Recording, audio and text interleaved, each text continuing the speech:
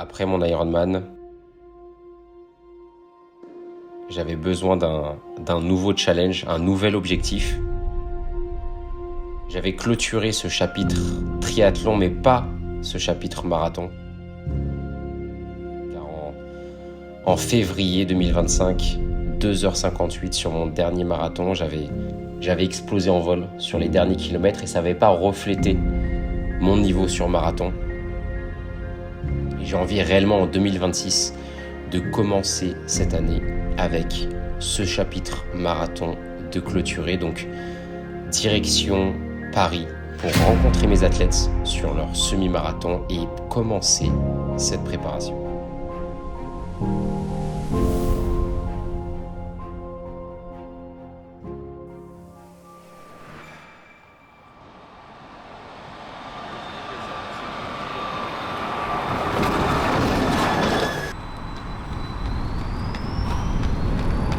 T'entends ?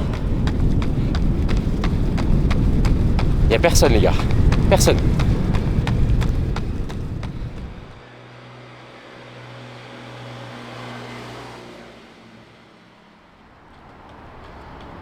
On a une belle séance à valider ce matin pour ce futur objectif.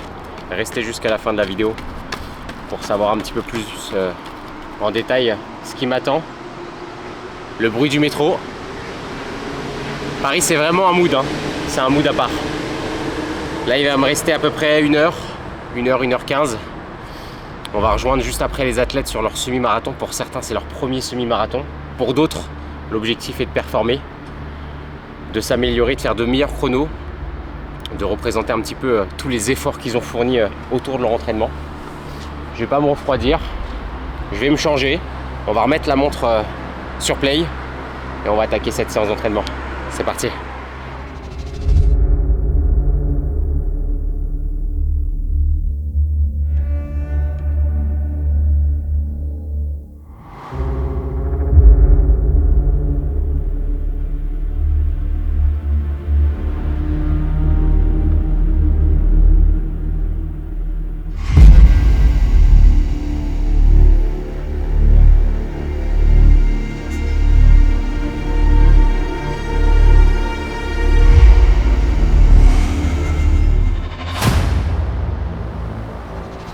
La séance elle est simple, je prends l'allure de mon meilleur marathon, 2h58, 2024, février 2024. Ça va faire bientôt 2 ans, là dans 1 mois et demi, 2 mois, ça fera 2 ans. Et l'allure c'était 4,11, 4,12 au kilomètre. Objectif de la séance, tester à nouveau ces allures pour voir si j'ai toujours le même niveau qu'en 2024, en tout cas en course à pied. 5 minutes, 10 minutes, 15 minutes et 20 minutes. L'objectif c'est d'atteindre les 20 minutes. Là j'ai fait le bloc de 5 minutes et là je viens de terminer le bloc de 10. Les BPM ne font que monter, donc je mets toujours 1 minute 30 de pause. Et ben là du coup on va attaquer le plus dur je pense. 15 et 20 minutes.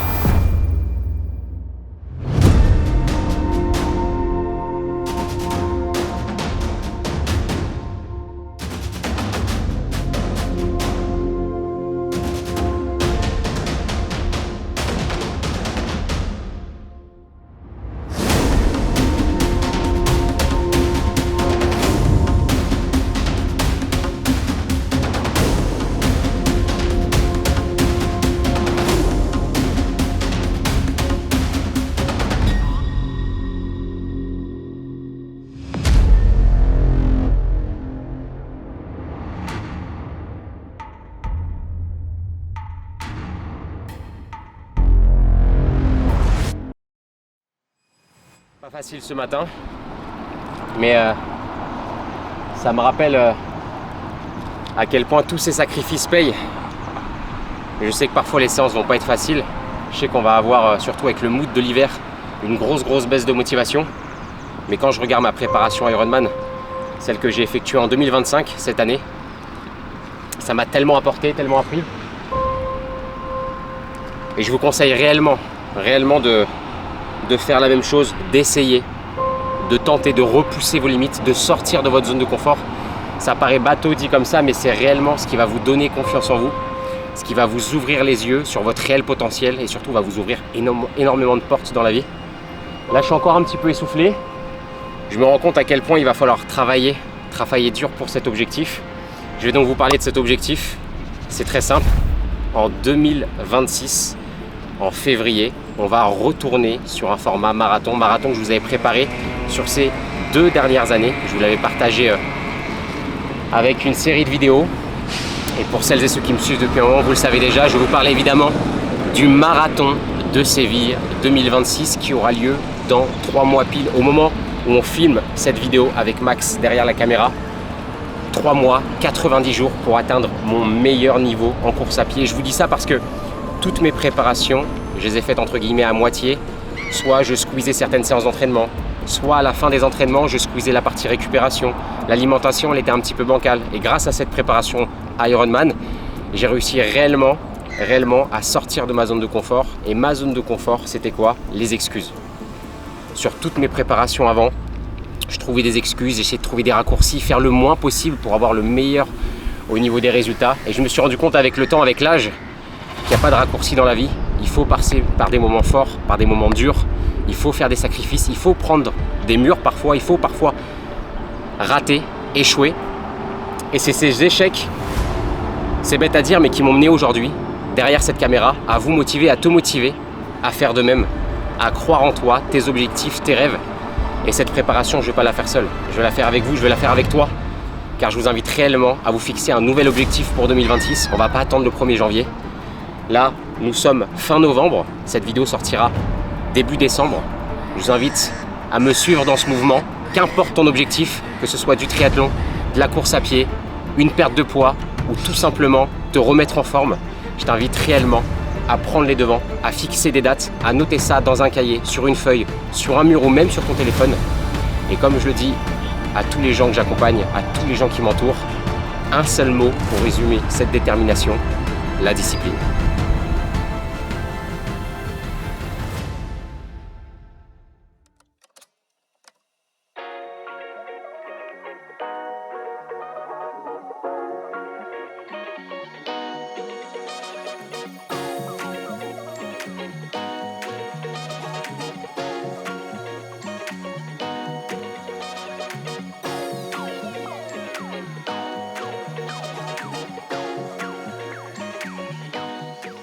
Déjà 5 km.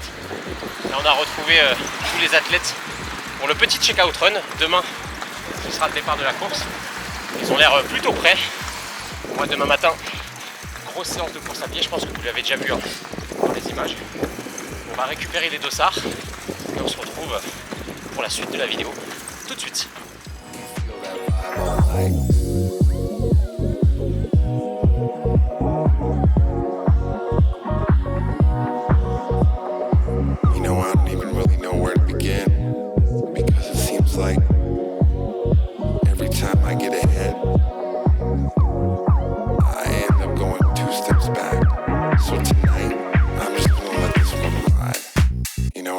Vous savez ce que je vais mettre, hein? C'est fait.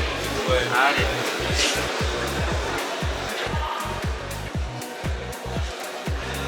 Au kilomètre 18, vous pensez tous à ça, hein?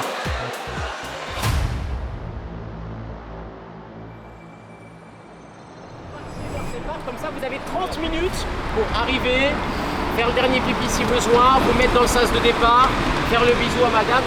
Moi, je vais aller directement, quand vous allez partir sur l'échauffement, au niveau du départ avec les dames. Vous me suivez pour l'échauffement, vous allez faire 6 minutes, écoutez bien, 6 minutes vers là-bas, 6 minutes ici, et là dans 12 minutes, l'échauffement. Un petit peu là, ça part d'en bas. Oh!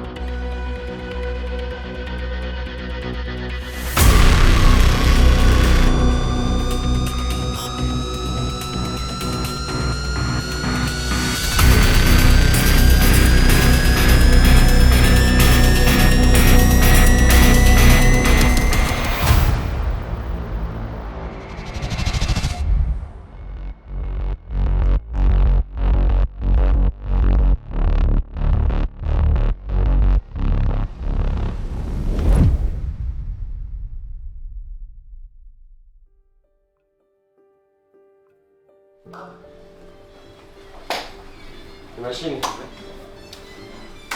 Bon bah c'est une belle course. Il y a encore du monde là qui va pas tarder pour le petit déjeuner. Ce que je vous propose c'est de monter avec moi, on va libérer la chambre, on va prendre toutes les affaires. Mettre un petit truc chaud, se changer.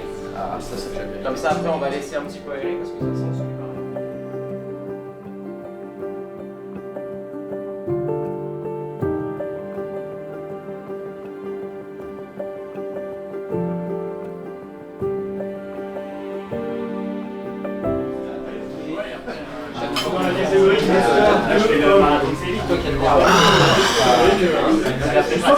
Les amis, on va attaquer ce petit déjeuner.